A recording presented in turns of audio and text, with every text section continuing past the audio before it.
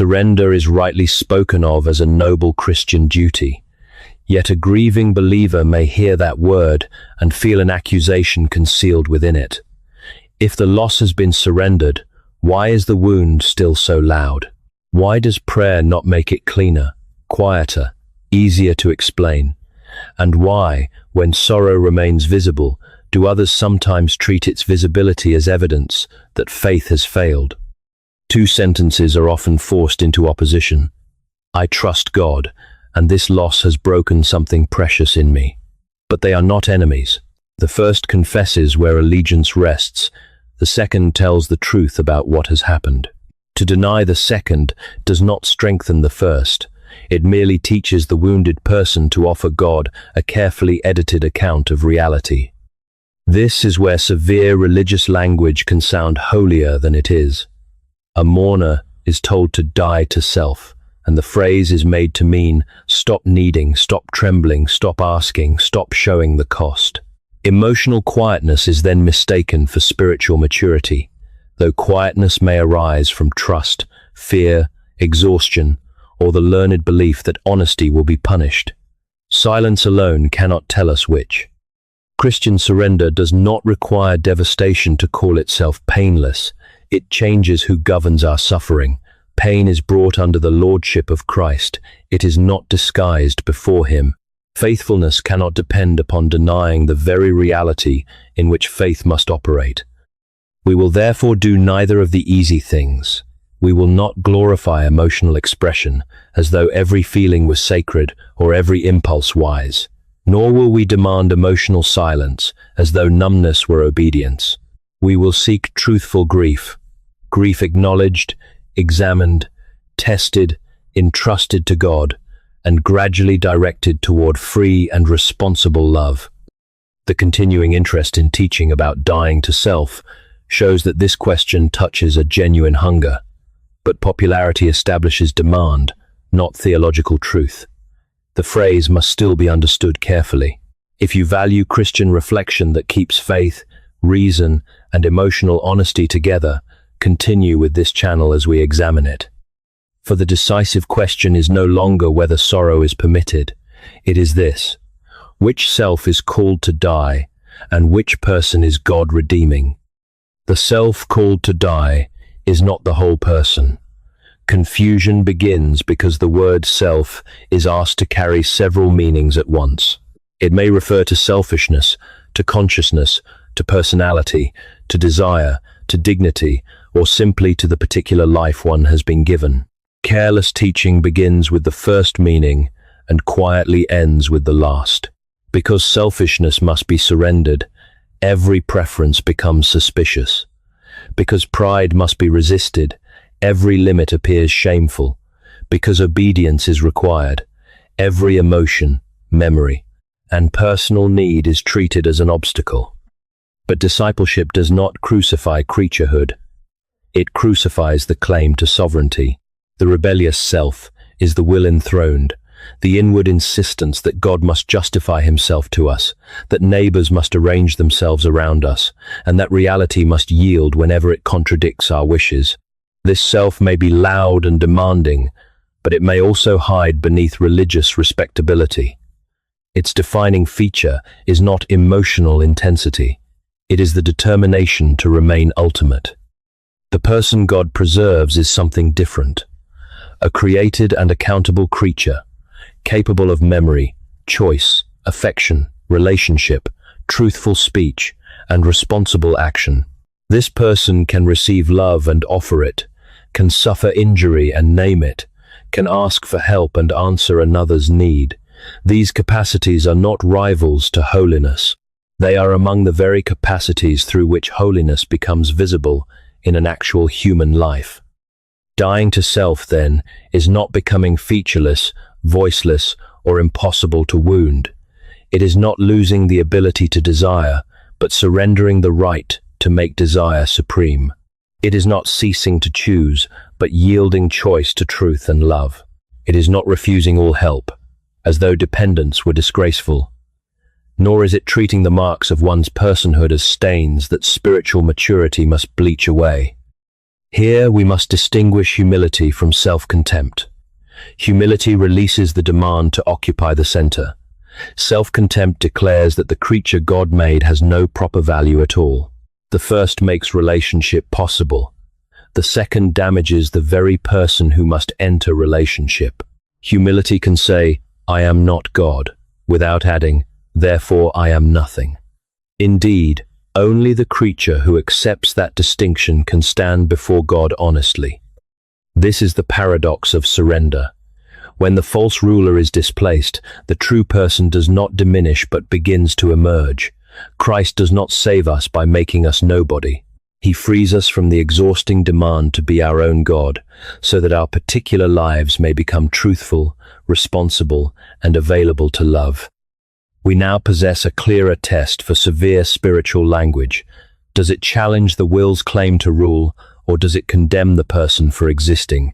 And if biblical faith truly preserves personhood, we should expect its mourners not to vanish into silence, but to bring their tears, petitions, and unresolved questions into the presence of God. That expectation is precisely what biblical mourning fulfills. The preserved person does not stand before God as a blank surface, but as someone who remembers, desires, suffers, questions, and speaks. Lament is not merely emotion released into the air. It is grief given an address. The mourner turns toward God with pain because relationship has not been abandoned. Even the question that receives no immediate answer remains a form of approach when it is carried to Him.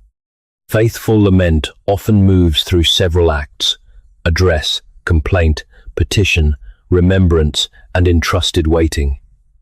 Yet these are not steps by which sorrow must rapidly graduate into serenity. A prayer may move from complaint to trust and return to complaint before it ends. Another may contain little more than a cry for help. Waiting may begin without relief, and remembrance may steady the mourner without changing the felt weight of the hour. The pattern offers language, not a timetable.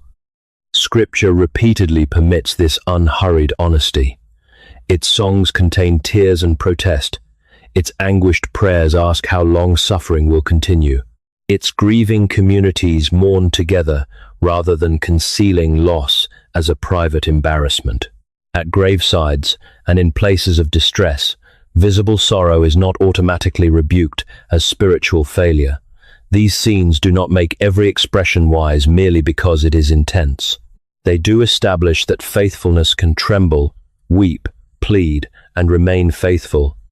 We must therefore distinguish a cry of pain from a verdict against God.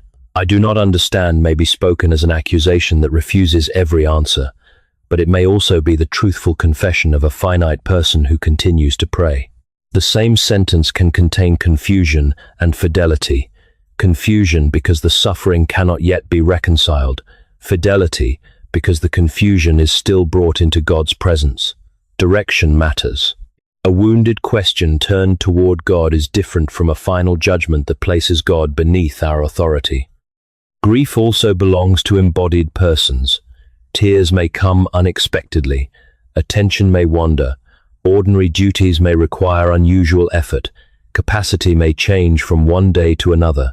Audience-facing reflections on grief commonly recognize that it is normal, individual, physically experienced, and compatible with continuing love. Such observations are not clinical proof or a complete theology. They simply caution us against demanding that every faithful mourner look, speak, sleep, work, or recover in the same way. Nor must remembrance cancel complaint. The mourner may recall God's goodness while still naming what appears unbearable. Trust can stand beside bewilderment before comfort arrives. This is entrusted waiting, not pretending the matter is settled, but refusing to carry the unsettled heart away from God. Lament, then, is not grief escaping from faith.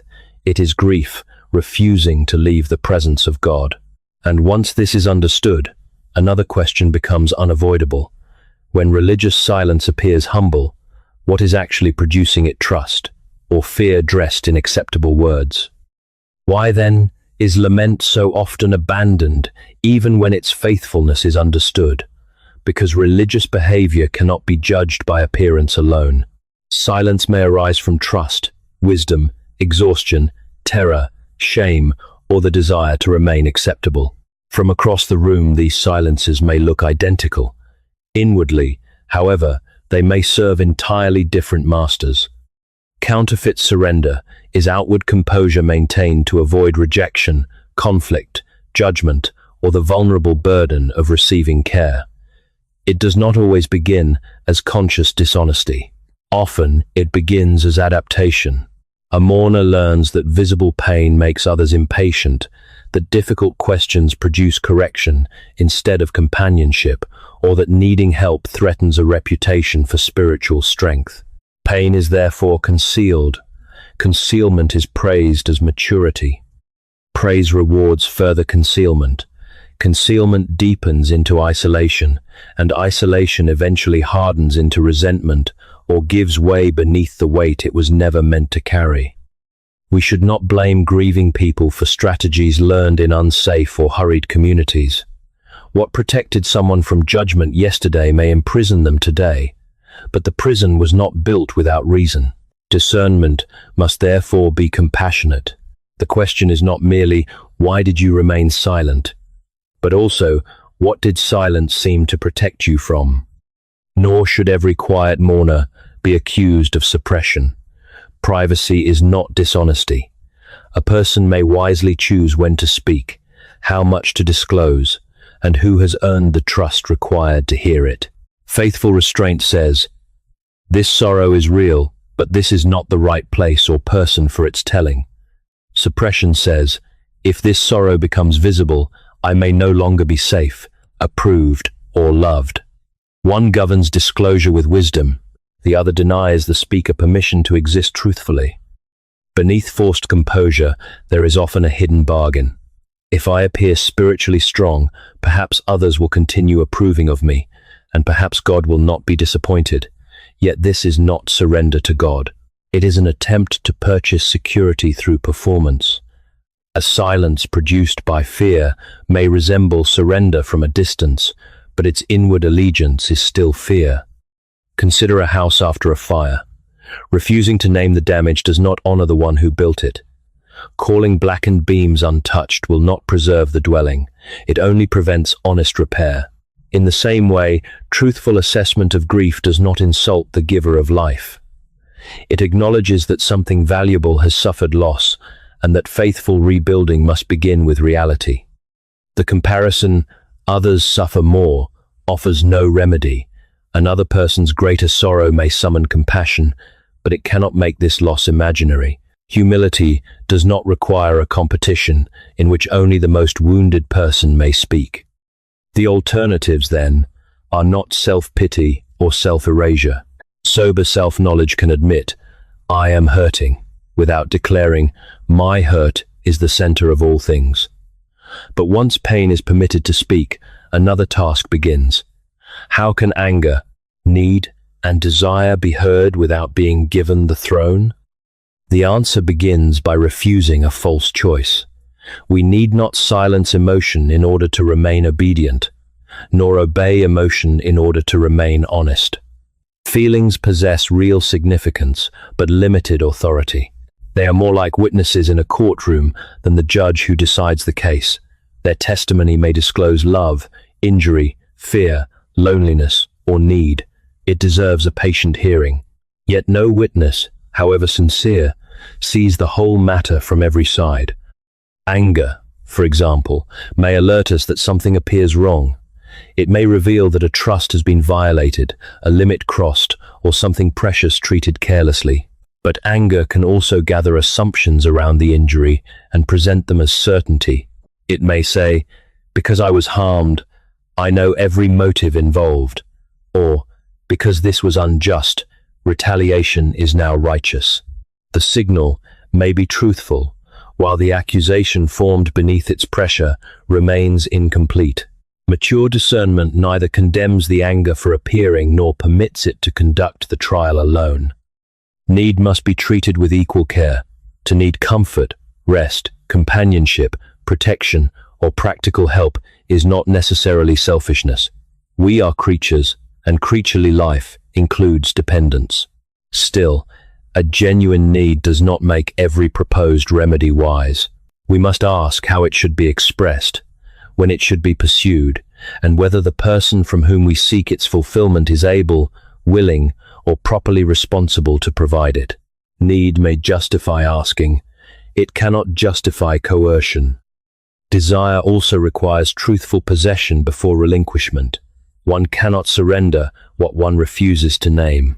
To say, I want this relationship restored, I want an explanation, or I want the suffering to end, is not the same as demanding that reality obey. Naming desire brings it into honesty. Demanding fulfillment makes the desired outcome a condition of faithfulness. Surrender begins when the desire is fully admitted and its outcome is no longer seized as a personal right. This is why numbness should not be mistaken automatically for peace, and intensity should not be mistaken automatically for truth. Numbness may be rest, shock, exhaustion, or protection. Intensity may accompany insight, fear, memory, or distortion. The volume of an emotion tells us how forcefully it is being experienced, not how completely it has interpreted the world. Nor should involuntary reactions be moralized too quickly. The first surge of fear, anger, longing, or sorrow often arrives before deliberate choice. Moral responsibility lies chiefly in what follows, how the feeling is interpreted, whether it is cultivated into grievance or examined in truth, and what action is permitted to grow from it. A simple practice can restore calm agency. Ask, what is this emotion revealing? What story is it asking me to believe? What faithful action remains possible today? These questions neither gag the witness nor surrender the bench. They listen, test, and return action to a higher allegiance. Grief is allowed a voice, but it is not given the throne. And if surrender is not emotional anesthesia, we must now ask what act of the will it requires while the pain remains. The will's work is neither to manufacture calm nor to approve the event that caused the sorrow. God's goodness does not require us to describe every experience as good in itself. A betrayal may remain wrong, a death may remain grievous, and an absence may remain painfully empty. Trust does not become stronger by confusing the character of God with a sentimental account of all that occurs. Surrender concerns what we claim the right to control. It releases the demand to revise the past. These demands are understandable attempts to recover safety. Yet when they become conditions of obedience, grief begins to govern the relationship. The sufferer says, perhaps without words, I will consent only when I understand, recover, or receive what was taken. Surrender answers, I still ask, but I will not make the answer my God. Here, moral clarity must be guarded. Forgiveness need not rename wrongdoing as innocence. Accepting that something has happened does not mean approving what happened. Trusting God does not require pretending that the missing person, lost future, damaged confidence, or broken relationship is somehow present. Christian faith is not sustained by calling darkness light. It is sustained by refusing to let darkness determine our final allegiance. The image of an altar is useful only if we understand what is being offered. The wound is not presented as evidence that suffering is desirable. What is yielded is the sufferer's claim to possess the final meaning, timetable, and outcome. We bring the real injury, with its unanswered questions, and relinquish our insistence on being its ultimate interpreter. The surrendered will relinquish his sovereignty without relinquishing honesty. This consent is seldom a single emotional achievement. A person may entrust the loss in the morning and feel the demand for control return by evening. A memory awakens, a familiar place becomes unbearable, or hope briefly rises and falls again. The renewed pain does not prove that the earlier surrender was false. It may simply mean that love has encountered the loss from another angle. The will returns because grief returns. Christ-centered obedience, therefore, cannot be measured by detachment. It may include anguish, petition, costly consent, and love continued while relief is absent. The mature believer does not say, "Nothing hurts me now." The deeper confession is, "This still hurts, yet I will not worship my pain, obey every conclusion it offers, or use it as permission to cease loving." A brief prayer can embody this movement. Name what has been lost. Name what you fear. Ask plainly for what you need, then entrust the next faithful act. God, this is what is gone. This is what frightens me. This is the help I seek. Show me what love requires today, and keep the outcome in your hands. Such prayer protects both truth and allegiance, yet it must also be protected from those who would rush, shame, or manipulate the mourner in the name of surrender. The next question is relational. How can a grieving Christian remain open to care while refusing spiritual pressure that demands disappearance? Care ceases to be care when it requires the mourner to perform another person's preferred version of faith. This is why boundaries are not the enemy of love. They preserve the freedom without which love is gradually replaced by performance, resentment, or coercion.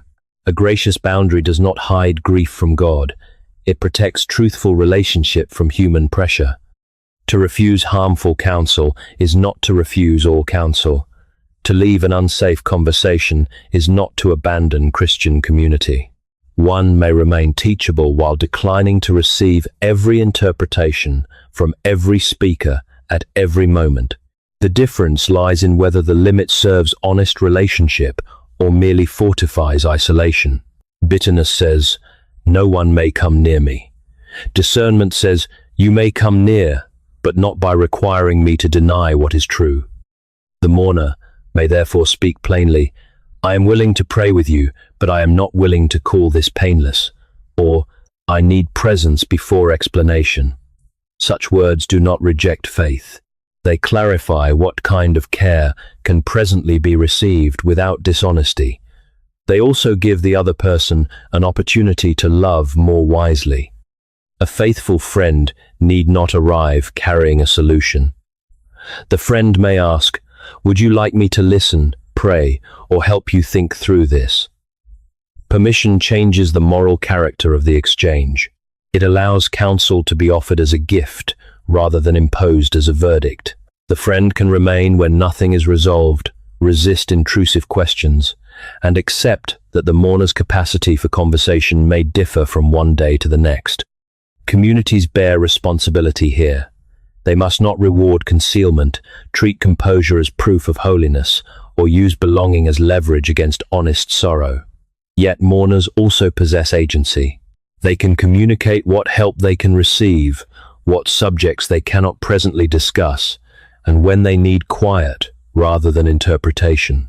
Responsibility is shared, though power must never be disguised as concern. Sometimes the burden comes from a well-meaning believer who speaks a true doctrine at the wrong time. The doctrine does not become false, but its use may become unwise. Truth severed from patience can land upon the wounded person as another weight to carry. Wisdom asks not only, "Is this correct?" but also, "Is this mine to say, and can it be heard as care now?" For the same reason, saying no to premature service, public disclosure, or repeated questioning may preserve the capacity to give freely later. Service compelled by shame is not mature generosity. Access to a grieving person is not another person's entitlement. Reconciliation may remain possible, and fellowship may remain desired, while access is measured by safety, honesty, and respect. The principle is simple, though its practice requires courage. Protect the freedom from which truthful love can proceed, then test it in ordinary life.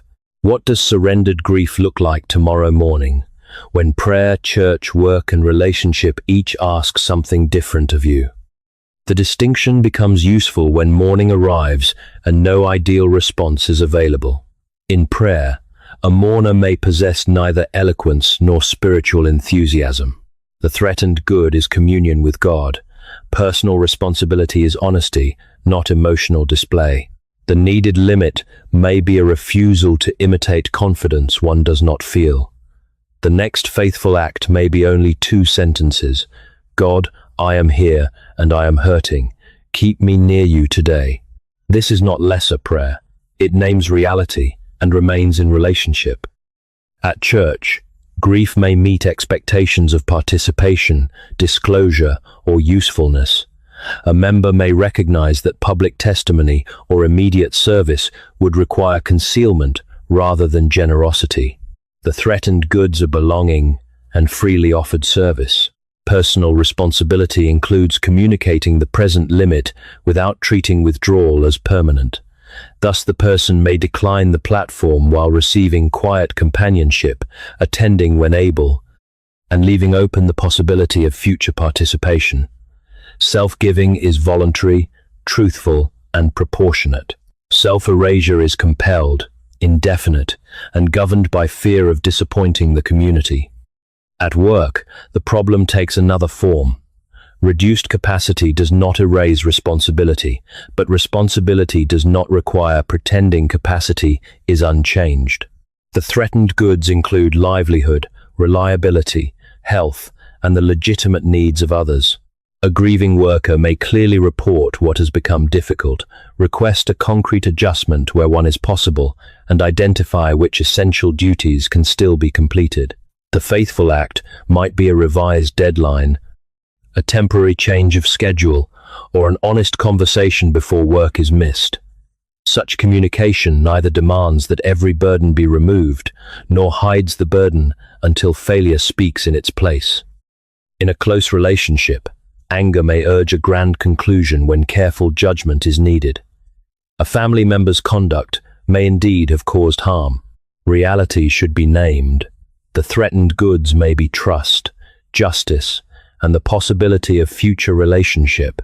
Yet personal responsibility includes examining what is known, what is assumed, and what action love permits. A limit may be necessary before another conversation occurs. The next faithful act may be to record the injury accurately, seek wise counsel, and postpone accusation until anger no longer supplies every motive and verdict. Restraint here is not surrendering truth. It is refusing to turn pain into retaliation or permanent judgment. These responses will not look identical for every mourner. Losses differ, bodies differ, duties and available support differ. The common pattern is more durable than any single prescription. Name reality. Identify the good under threat. Discern your responsibility. Establish the necessary limit, and choose the next act of love. The aim is not rapid escape from grief, but truthful obedience within it. Usually that obedience is smaller, quieter, and more honest than the grand performance we imagine faith requires. The formation question now becomes clear. What practices can preserve this pattern over time, keeping honest sorrow from collapsing into either concealment or self-rule? A durable practice must preserve the paradox with which we began. The disciple carries a cross, yet does not become nameless beneath it. Sacrifice presupposes someone capable of offering something. If fear extracts the offering, shame conceals its cost, or another person demands it as the price of belonging, the outward act may resemble devotion, while inward freedom is being diminished. Christian surrender is the yielding of a real person, not the disappearance of one. Maturity, therefore, should not be measured by how little sorrow others can see. Its better fruits are increasing truthfulness, freedom, responsibility, love, and dependence upon God. The mature mourner is not necessarily less affected, less needy, or more publicly useful. Rather, grief is brought into a life increasingly governed by reality instead of pretense, by chosen love instead of compulsion, and by trust instead of the impossible task of controlling every outcome. A simple rhythm can sustain this formation. Tell the truth before God. Receive the care that is appropriate and available. Relinquish the demand to control meaning, timing, people, and results. Then choose one proportionate act of love. On some days that act may concern another person. On others, it may involve accepting food, keeping an appointment, completing one necessary task, or allowing the body to rest. The rhythm remains stable, while its expression changes with capacity. Periodically, however, the practice must itself be examined. Is this sacrifice freely offered, or extracted by fear? Is this silence wise, or governed by shame? Is this service loving, or is it a means of avoiding sorrow? Such questions do not encourage endless suspicion of one's motives. They protect devotion from counterfeit forms that reward disappearance.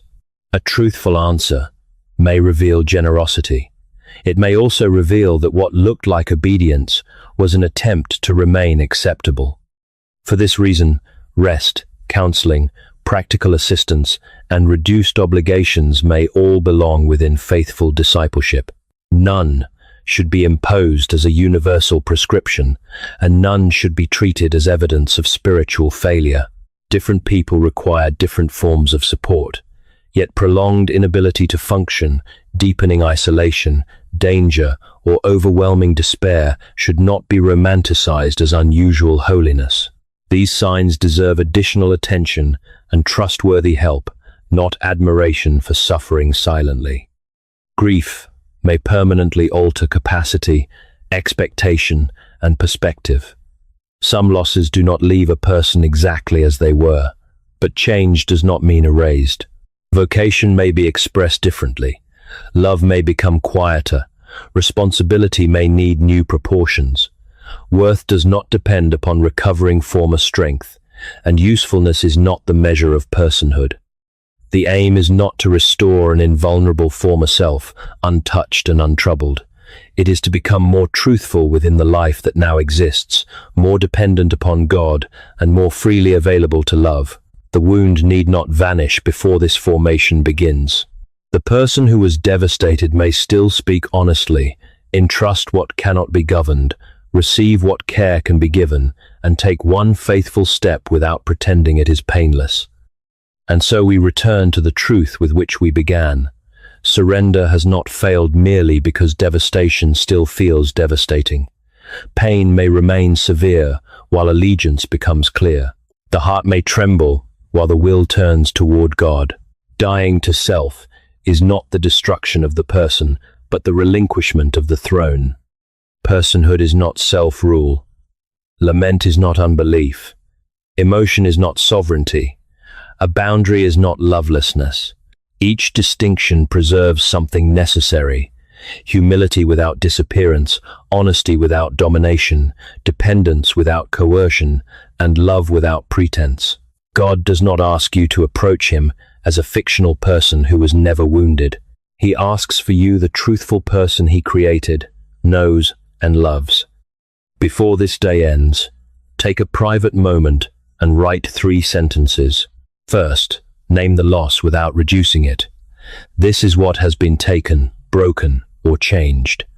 Second, name the demand for control you are willing to release. I cannot govern this outcome, this timing, this explanation, or this person. Third, choose one faithful action for tomorrow, a prayer, a necessary conversation, an act of care, a limit honestly spoken, or a responsibility proportioned to your present strength. Then bring those sentences to God. Do not wait until they sound impressive. Do not edit away the sorrow to make the surrender appear complete. Faith is not proven by becoming unreachable to pain, but by bringing pain into obedience, hope, and love. If this teaching has helped you, subscribe or share it with someone burdened by a version of surrender that requires them to disappear. And if you wish, leave this declaration: I will tell God the truth and trust him with what I cannot control. The wound may remain, yet you may remain before God as well, truthful, surrendered, cared for, and still free to love.